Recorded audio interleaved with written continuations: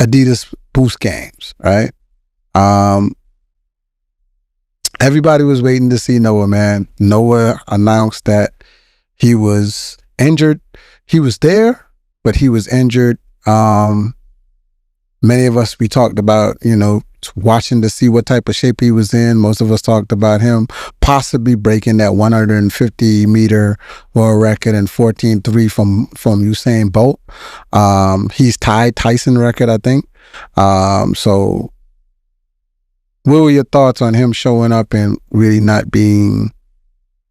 racing right now? What are we thinking about Noah? Well, I mean, Noah is in that space right now where he's that guy, right? So it's not about running these one-off races to show your dominance. It's not necessarily going out there and breaking the world record in a unorthodox race like a 150. For him now, the bigger fishes to fry is nationals, world championships, and Diamond League finals, if so, right? But he's in that era where he wants to be an icon. He's proven that he's clutch. He's proven that he can show up. He's proven that he can win in those big moments when it's necessary, especially in races that are not his, how do you say it? His premier event.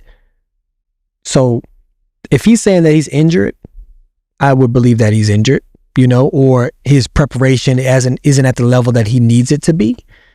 And he probably got that grace. And if he has a knick-knack injury, give him time to heal up.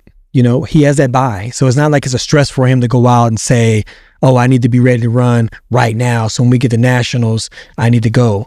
He is poised to be able to go out and try to win that moment. I know what it feels like to be in those situations where you have a bye. Had a bye in 2015.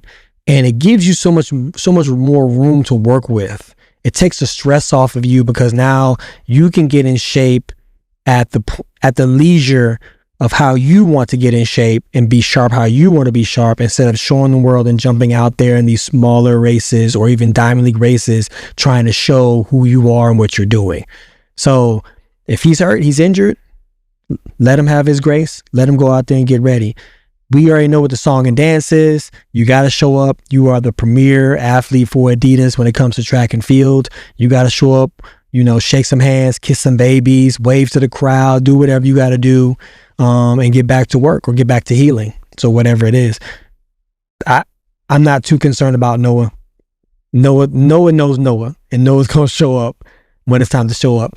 I would say that balancing, that I would say that Hollywood aspect now is the tricky part. And we've seen a lot of athletes who have arrived and they got a lot of recognition outside of our sport, and they're on magazine covers or they're doing, the Met Gala or whatever. And it takes away from their training sometimes. It takes away from those moments where you're hungry and you're resting and trying to get back out on the track and try to run faster and be stronger. And that's what your priority usually is. So now when you're getting ready for those moments that are very unorthodox to your preparation for your sport, you got to make sure you tread cautiously through those moments, because as those athletes who see the target on your back, they're coming for you.